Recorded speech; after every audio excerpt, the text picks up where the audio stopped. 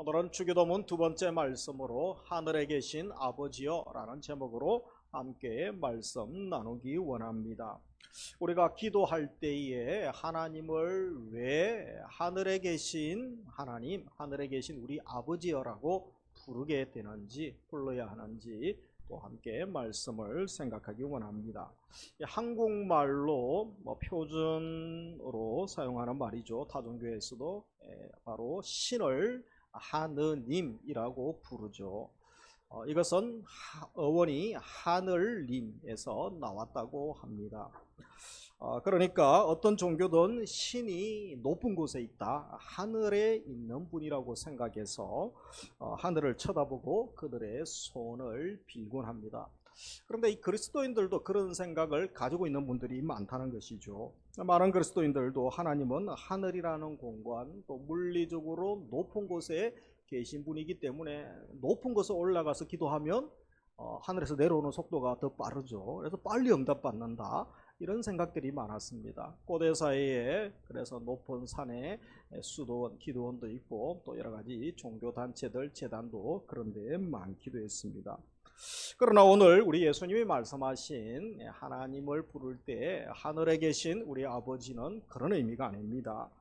예수님께서 하늘에 하나님이 계시다고 하는 것은 하늘이란 어떤 공간에만 계시는 분이 아니라는 것이죠. 하나님은 하늘이란 제한된 공간에만 계시는 분은 아니시죠.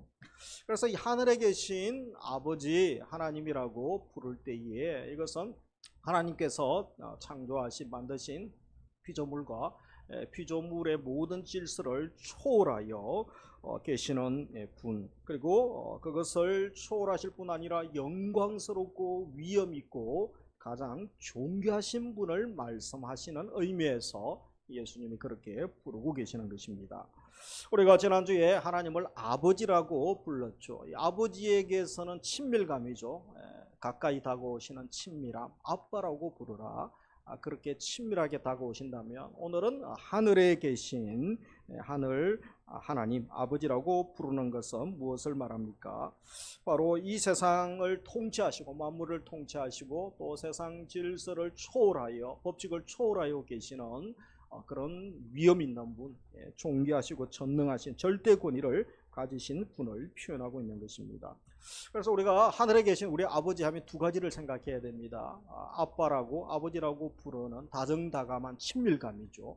그러면서 하늘에 계신 모든 것을 통치하시고 주관하시는 분에 대한 경외감이 같이 가야 되는 것입니다. 그래서 이 친밀하신 하나님, 또 우리가 두려워하고 경배해야 될 경외감을 가지고 아버지 앞에 나아가게 되는 것입니다. 그런 의미에서 오늘 하늘에 계신 아버지에 대하여 세 가지의 말씀을 함께 나누면서 기도 제목으로 삼기 원합니다. 첫 번째 나눌 것은 하늘에 계신 아버지 하나님은 땅의 질서를 초월하여 계시는 분이라는 것입니다. 하나님이 어디에 계십니까? 유대인들은, 이스라엘 백성들은 하나님은 당연히 성전에 계시죠. 성전이 있기 전에는 성막에 계신 분, 또 성전에 계신 분, 건물 짓고 난 다음에는 그런 생각들을 가졌습니다. 그래서 이들은 하나님 만나기 위하여 성전에 갑니다. 성전, 건물로만 생각했던 것이죠. 그래서 그곳에 하나님의 임재가 있다고 생각합니다. 그래서 성전을 건축하는 것, 성전을 관리하는 것은 특별한 것이고 대단한 것이고 엄청난 것이라고 생각을 하게 됩니다. 그리고 신앙이 좋은, 믿음 좋은 행위로 생각을 했던 것이죠. 다윗의 소원이 뭡니까? 하나님의 집을 짓는 거죠. 근데 허락을 해주지 않아서 이제 솔로몬이 아버지의 유언을 따라서 준비를 아버지가 다 해놓은 것을 가지고 솔로몬 성전, 처음 성전이죠. 얼마나 화려하고 세련되고 멋지고 아름답게 성전을 지었는지 모릅니다. 그러면 하나님이 그곳에 영광이 가득하고 하나님이 그곳에 충만하셔야 되죠. 그런데 솔로몬이 성전을 짓고 기도할 때에 엄청난 특이한 고백을 하게 됩니다. 역대하 6장 18절에 보면 하나님이 참으로 사람과 함께 땅에 계시리이까, 같이 읽습니다. 보소서 하늘과 하늘들의 하늘이라도 주를 용납하지 못하겠거든 하물며 내가 건축한 이 성전이오리이까. 그래서 이미 성전 지을 때 솔로몬은 알고 있었습니다. 이 건물 안에 하나님이 갇혀 계시는 분이 아니라는 것이죠. 하늘과 하늘들의 하늘이라도 하나님을 용납할 수 없습니다. 무슨 말입니까? 온 우주에 충만하신 분, 광대하신 분, 인간의 생각보다, 인간이 상상할 수 있는 것보다 더 위대하시고 대단하신 한없는 분이 우리 하나님이시다. 공간 개념을 초월하는 분이심을 이미 솔로몬은 고백했던 것입니다. 그것뿐만이 아니죠. 하나님은 시간계에 갇혀 계신 분이 아니죠. 물론 인간 역사에 개입하십니다. 또 인간 역사 속에서 일하시기도 하십니다. 우리 인간과 함께 주님은 또 함께 사시기도 하셨죠. 그러나 시간 안에, 역사 안에 갇혀서 제한받으시는 분이 아니시죠. 왜냐하면 태초에 계신 분이죠. 시간을 만드신 분이죠. 그분이 굳이 시간계에 갇혀 제한받으시는 분일 수는 없는 것입니다. 하나님은 시간, 공간을 만드신 분이시죠. 그뿐 아니라 천지를 또 만드신 분이십니다. 그분이 인간이 만든 또 인간의 세계 안으로, 공간 안으로 갇혀 계실 분은 아니신 것이죠. 능히 제한을 받지 아니하시는 분이십니다. 하나님이 하시려고 하면 무엇이든지 그것을 뛰어넘어서 하나님의 일을 또 주권적으로 하실 수가 있는 분이십니다. 하나님은 모든 것을 새롭게 조성하시죠. 그래서 하나님은 천지 만물을 창조하신 분일 뿐 아니라 법칙을 만드셨습니다. 자연계의 모든 만류인력의 법칙, 중력의 법칙, 자연 법칙, 성의 법칙과 윤리까지도 하나님이 만드신 분이시죠. 우리가 소위 상식이라고 생각하는 그 모든 것들도 하나님이 주관하시고 통치하시는 영역에 들어갑니다. 그래서 하나님이 만드신 그 자연 법칙, 원리들 속에서 하나님이 그것을 함부로 무시하지는 않으시죠. 하나님이 만드시고 또 하나님이 통치하시기 때문에 그렇습니다. 그러면서도 분명한 것 한 가지는 결코 상식적인 그런 어떤 원리 법칙, 인간의 어떤 경험, 그 속에 갇혀 계시는 분만은 아니심을 우리가 알아야 됩니다.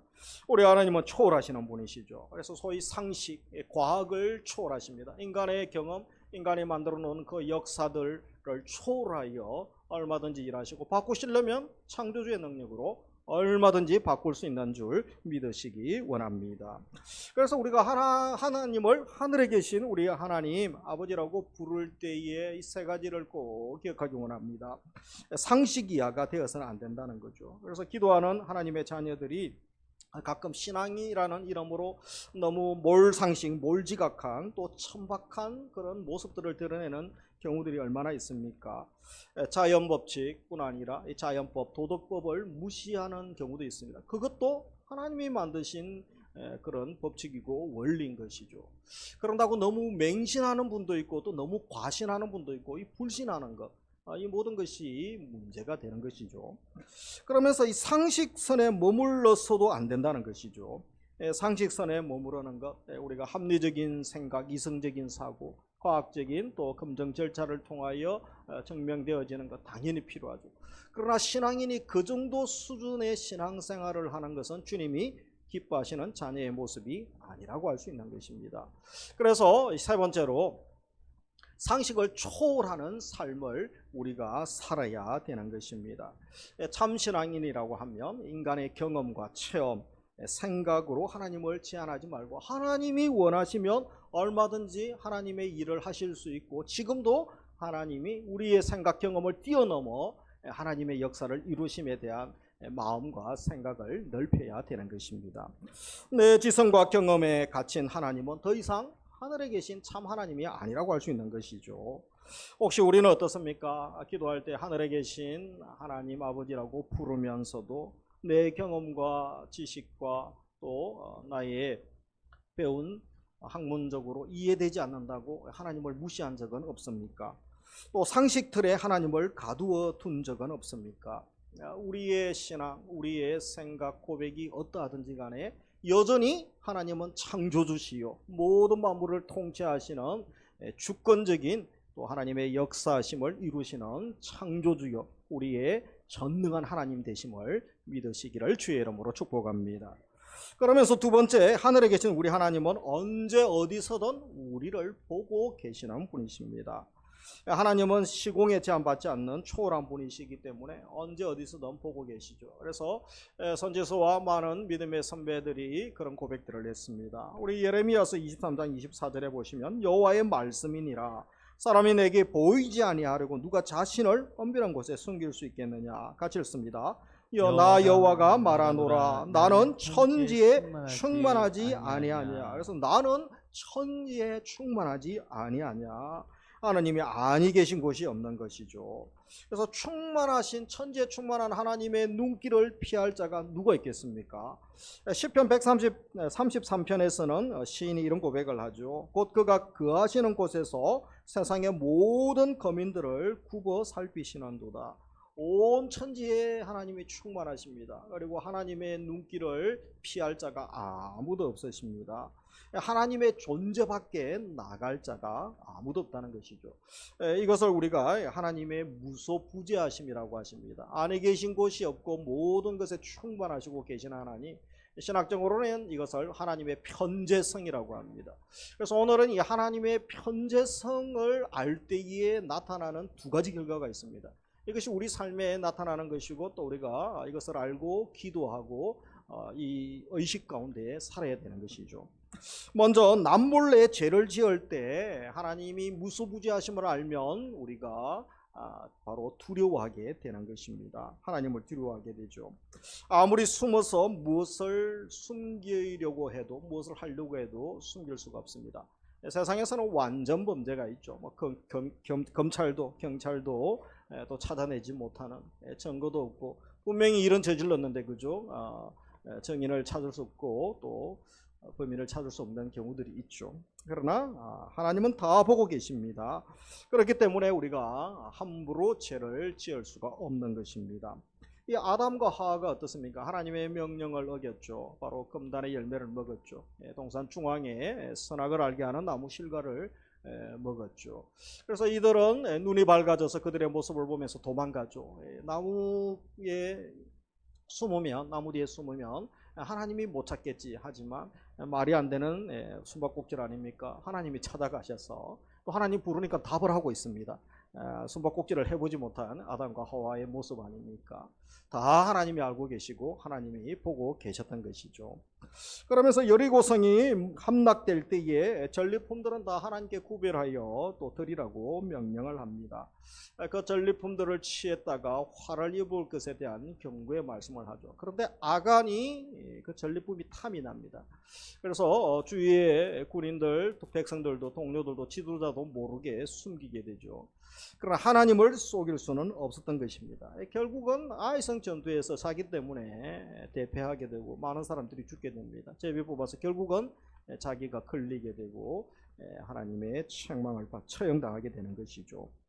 초대교회에서도 오순절 성령 강림 이후에 이제 성도들이 은혜 받고 교회가 부흥하고 폭발적으로 부흥하면서 이 자발적으로 재산을 팔아서 또 하나님의 사역을 감당하도록 구제와 또 선교의 일에 헌신하는 자들이 나오게 됩니다.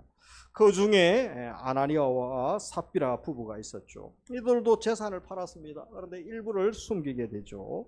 일부만 들고 나아갑니다. 그때 베드로가 그들이 말하지도 않았는데 어찌하여 너희가 성령을 속였느냐, 어찌하여 하나님을 속였느냐. 그들이 사람을 속일 수 있고 자신을 속일 수는 있겠죠. 가족을 속일 수는 있겠죠. 그러나 하나님을 속일 수는 없었던 것입니다. 하나님이 보고 계심을 우리가 진심으로 믿는다면 하나님이 지금도 불꽃 같은 눈으로 감찰하고 계심을 안다면 하나님에 대한 선한 두려움이죠. 이 경외감으로 나아가게 되는 것입니다. 사람이 보던 보지 않던 부끄럽지 않는 행동을 하게 되는 것이죠. 세상 사람들은 사람들이 없으며 또 뭐 있어도 얼마나 영악한지 속이고 사기치는 일들이 얼마나 많습니까? 우리는 그렇지 않는 것입니다. 하늘에 계신 하나님이 다 보고 계시다면 하나님 앞에서 우리가 살아갈 수 있는 것이죠. 그래서 하나님 앞에서 우리가 더 경건하고 정직하고 더 진실된 삶을 살아가는 하나님의 자녀들 되시기를 주의 이름으로 축복합니다. 그런 자녀들을 하나님이 기뻐하시고 또 하나님께서 사랑해 주시는 것입니다. 그렇다면 또 두 번째로 하나님이 언제 어디서든 보고 계심을 믿는 자라면 두 번째 열매는 결과는 무엇입니까? 한 가지는 바로 선한 두려움이죠. 그러나 또 한 가지는 내가 남몰래 선을 행할 때죠. 앞에는 죄와 관계된 것이라면 이제는 선을 행할 때 남들이 알아주지 않을 때가 있습니다. 그러나 하나님이 어디서든 계시고 다 보고 계신다면 하나님의 위로를 경험할 수가 있는 것입니다. 사역 많이 하고 앞장서서 섬기는 분들이 참 억울하고 눈물 나고 오해받을 때가 얼마나 많습니까? 바로 이 하나님의 위로가 필요한 것이죠. 남들은 몰라주고 동역자도 몰라주고 목사님도 모르고 장로님도 모를 때가 있죠. 그때 하나님이 아시는구나. 그것을 우리가 기억하시기 바랍니다. 아무도 보지 못하는 것 같아도 보고 계시는 분이 있습니다. 하나님의 CCTV는 그죠? 수천 수만 개가 아니죠. 모든 것을 다 보고 계시는 것입니다. 사람들이 나를 오해하고 억울하게 누명을 씌우더라도 하나님은 다 알고 계십니다. 주님 아시지요, 주님 아시지요. 그 마음, 그 믿음 가지고 있다면 위로받고 이겨나갈 수 있는 것입니다. 그래서 또 하나님이 아시면 때가 되면 하나님이 선하게 갚아주시고 역전시켜 주실 것에 대한 우리 믿음의 선배들의 인생 스토리가 얼마나 많습니까? 요셉이 그랬죠. 억울하게 형님들로부터 버림을 받습니다. 애굽의 노예로 팔려갑니다. 10대에 타문화권에 가서 언어 배우고 그것도 인간이 아니라 노예로서 이 짐승 대우받고 뭐 살 수가 없는 거죠. 그런데 이 보디발 앞에서 일할 때에 성실하게 최선을 다하여 또 일을 하니까 눈에 띄게 되죠. 그래서 이 가정 재물을 다 맡길 만큼 신뢰를 주게 됩니다. 그렇게 좀 편해지려고 하는데 또 문제는 이 보디발 장관의 아내가 그저 유혹하죠. 그래서 이 큰 어려움을 겪죠. 근데 눈 감으면 그 유혹에 한번 빠지면 빨리 출세할 수 있고 그래도 더 편한 삶, 또 부를 누리며 살 수 있지 않겠습니까? 그의 고백이 무엇입니까? 우리 창세기 39장 9절 같이 읽습니다. 내가 어찌 이 큰 악을 행하여 하나님께 죄를 지으리까? 그래서 내가 이 큰 악을 지어서 하나님께 덕죄하리까 죄를 짓겠습니까? 이 고백을 합니다. 그래서 이것 때문에 억울하게 누명을 쓰고 정치 감옥소에 들어가서 더 비참한 인생, 더 힘든 시간들을 보내게 되어집니다.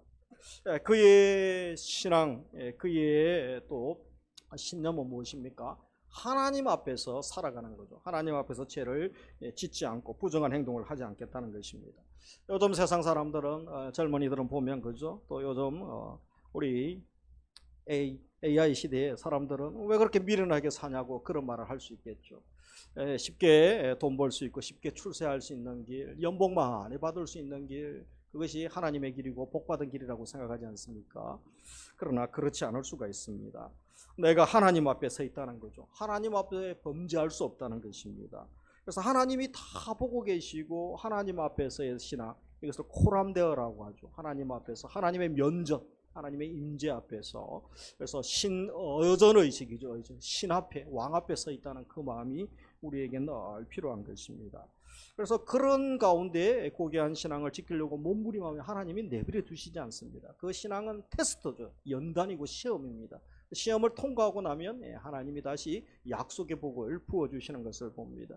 그가 가장 빠른 시간에 정치감옥소에서 하나님이 다시 끄집어내어 주셔서 국무총리가 되게 하죠. 아주 하나님께서 속성 정치 교육을 시키시지 않습니까? 국무총리가 될 뿐 아니라 또 그의 형제들이 긴 가뭄으로 다 죽게 되었을 때 먼저 애굽으로 하나님이 보내셔서 그의 형제 집안을 구원하게 하는 일을 하게 하십니다. 그리고 새로운 그와 함께하는 하나님의 역사, 애굽 역사를 바꿔버리는 일에 하나님이 그를 들어 사용하시는 것을 보게 되어집니다. 시편에서 다윗은 우리가 하늘 끝에 있어도 바다 저 끝에 있어도 하나님이 다 아시고 보시고 인도하실 것에 대한 고백을 하고 있습니다.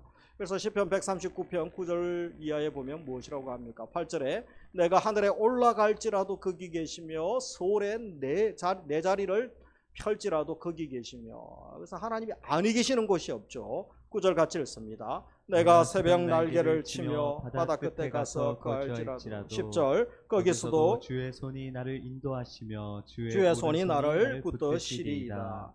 어디든지 계시는 하나님, 계시기만 한 것이 아니죠. 나를 인도하시는 하나님, 보호해 주시는 하나님이십니다. 이 분명한 고백을 시인은 하고 있는 것입니다. 그래서 하늘에 계신 아버지를 신뢰하는 자는 남들이 좀 알아주지 않는다고 왜 날 알아주지 않습니까? 따지거나 화를 내거나 원망하지 않습니다. 사람들이 몰라준다고 고독합니다. 내가 왕따를 경험했습니다. 요즘 인생 재미가 없습니다. 외롭습니다. 이런 말 하지 않을 수 있는 거죠. 온 세상 몰라줘도 날 몰라도 오직 예수님은 아십니다. 예수님이 끝까지 나를 돌보십니다. 이 고백의 수준까지 나아가게 되는 것입니다. 우리도 이 정도 수준의 고백까지 나아갈 수 있기를, 고백을 할 수 있기를 주님의 이름으로 축복합니다.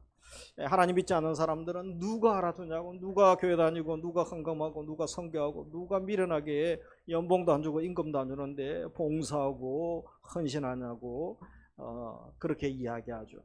그러나 하나님을 믿는 사람들은 그런 말을 하지 않습니다. 남들이 보든 보지 않든, 어떤 칭찬 대가가 있든 없든 하나님 기뻐하신다면, 주님이 보고 계신다면, 사실 우리가 하나님께 받은 은혜는 하늘과 땅 차이 아니겠습니까? 이루 금전으로 환산할 수 없는 거죠. 우리 제사함, 또 생명의 구원, 영생의 복, 주님과 함께 영원히 사는 것, 우리가 또 신이 되어서 주님의 자녀로서, 신의 자녀로서 영원한 통치 가운데 임하는 것, 그리고 이 땅에서도 하나님께서 주시는 복이 얼마나 많습니까? 성령을 보내주셨는데 우리가 감사하며 살아갈 수 있는 줄 믿습니다. 그래서 하나님 기뻐하시는 일이라면 누구의 칭찬, 또 누구의 격려나 인정이 없어도 우리가 묵묵히 기쁨으로 또 하나님의 위로를 생각하며 이겨나갈 수 있는 것입니다. 사람 눈치 보고 사는 사람은 사람에게 인정받죠. 그러나 하나님 눈치 보고 사는 사람, 하나님 임재를 생각하며 사는 사람, 하나님께 인정받고 또 하나님의 선한 인도함을 받을 수가 있는 것입니다. 어쩌면 이 세상 살아가는 동안 우리의 삶, 또 우리 교인들의 삶, 우리 가정의 삶, 역사 속에는 한 줄도 기록이 되지 않을지도 모릅니다. 세상에서는 별 볼 일 없고 잊혀질 수 있습니다. 그러나 하나님의 자녀의 삶, 하늘 하나님, 모든 것을 창조하시고 통치하시고 주관하시는 하나님이 우리 아버지가 되심을 믿는 자녀들의 삶은 결코 헛된 삶이 아닌 줄 믿습니다. 내가 믿음으로 사는 삶, 또 주의 말씀에 순종해서 사랑하고 섬기고 구제하고 헌신하는 그 삶, 결코 헛된 것이 아니고 복된 것이고, 주님 앞에 섰을 때 주님이 다 아시고 주님이 칭찬하시고 격려해 주심을 믿으시기를 주의 이름으로 축복합니다. 그래서 하나님은 결코 잊지 않으신다는 것에 대한 믿음 가지고 우리가 끝까지 충성하고 정직하게 살아가는 은혜를 부어주시기를 원합니다. 우리 옆에 분들과 인사하겠습니다. 끝까지 정직하고 충성합시다. 끝까지 정직하고 충성합시다. 아멘. 세 번째, 오늘 알게 되는 우리 하늘 아버지는 영적인 분이심을 알게 됩니다. 그래서 하늘에 계시다는 것은 땅에 속하지 않았다는 거죠. 하늘에 속했다는 것이고, 그리고 세속적이지 않고 육적이지 않는 영적인 분이라는 말씀이기도 합니다. 우리가 하나님을 아버지라고 부른다면 아버지가 영적인 분이기 때문에 자녀들도 영적일 수밖에 없는 것입니다. 우리도 영적인 존재인 것이죠. 하늘에 계신 아버지, 또 하나님을 아버지로 모시고 있는 자녀는 당연히 영적인 삶을 살게 됩니다. 그래서 신령한 삶, 영성이 깊은 삶을 우리도 살아갈 수가 있는 것입니다. 그런데 이 영적이라는 말에 대한 오해가 있습니다. 누가 영적인 존재입니까? 또 어떤 일이, 무엇이 영적인 일이라고 할 수 있습니까? 어떤 사람들은 신령하고 영성이 깊다 그러면 이제 몸을 제어하는 거죠. 너무 금욕주의에 빠져서 몸을 혹사시키는 그런 또 사람들이 있습니다. 어떤 사람들은 일상에 이런 내팽개치고 그냥 산꼭대기에 올라가서 기도만 하고 살면 저분은 신령한 사람이구나. 이전에도 그렇게 살려고 이제 수도원 시대가 있기도 했었죠. 정말 그것이 영적인 삶이고 신령한 삶이라고 할 수 있겠습니까? 무슨 일을 하든지 우리 영혼, 우리 인생이 아버지이신 하나님을 닮아가는 삶, 예수님을 닮아가는 삶이 영적인 삶이라고 할 수 있는 것입니다. 우리가 하나님의 형상으로 지음받았기 때문에 하나님의 자녀들, 하나님의 형상을 닮은 자녀들은 당연히 신령하신 영적인 하나님을 본받아 그렇게 살아가게 되는 것이죠. 그런데 우리가 가장 인간다워지는 것이 무엇이라고 할 수 있습니까? 하나님의 형상이 드러나고 회복되는 것이라고 할 수 있죠. 우리 심야 예배 때 전인 치유에 대한 말씀들을 계속 나누고 있었습니다만 그것이 참 중요한 것 아니옵니까? 그래서 결국은 나의 인격 속에서 그것이 드러나야 됩니다. 나의 삶 가운데, 사역 가운데서 은행 속에 그것이 드러나야 되는 것입니다. 나의 인격과 삶 속에 하나님의 마음, 하나님의 생각, 하나님의 모습이 담겨져 있고, 그리고 하나님의 그 모습이 품어져 나오는 것, 그것이 바로 신령한 삶이라고 할 수 있습니다. 바로 나의 일상의 삶 가운데서 하나님을 닮아가는 삶, 하나님이 기뻐하시는 그 삶을 살아가는 자들을 보면서 저분은 참 영성이 깊은 삶을 살구나, 신령한 사람이구나 라고 할 수 있는 것이죠.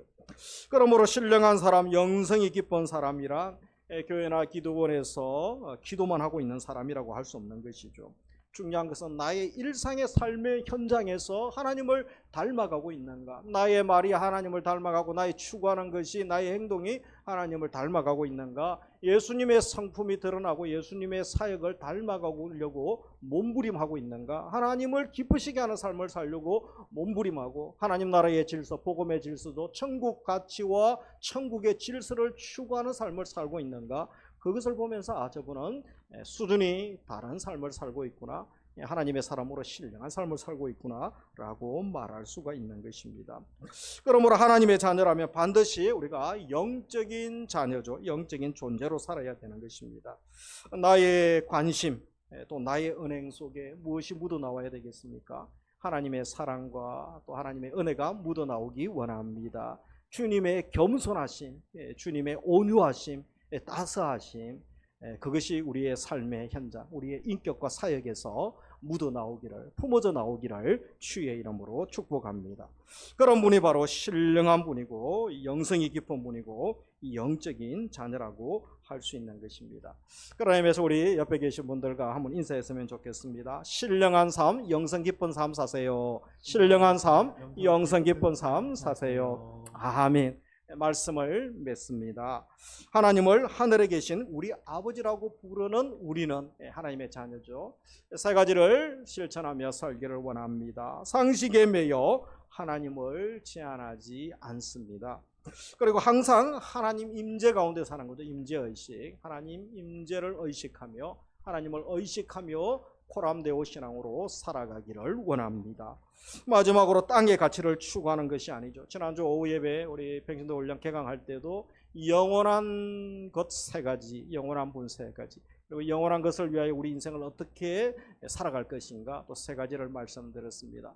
영원하신 분을 알고 또 영혼을 위하여 인생을 투자하는 삶이 가장 가치 있고 복된 삶인 줄 믿습니다. 우리도 영적인 가치에 관심을 갖고 영성 깊은 삶, 신령한 삶을 살며 한 주간도 3월달도 더 하나님 가까이, 아버지 가까이 나아가는, 죄를 이기고 세상을 이기고 사망을 이기고 원수를 이기며 믿음으로 승리하시기를 주님의 이름으로 축복합니다. 우리 함께 찬양하며 나아가겠습니다. 주께로 나를 이끌어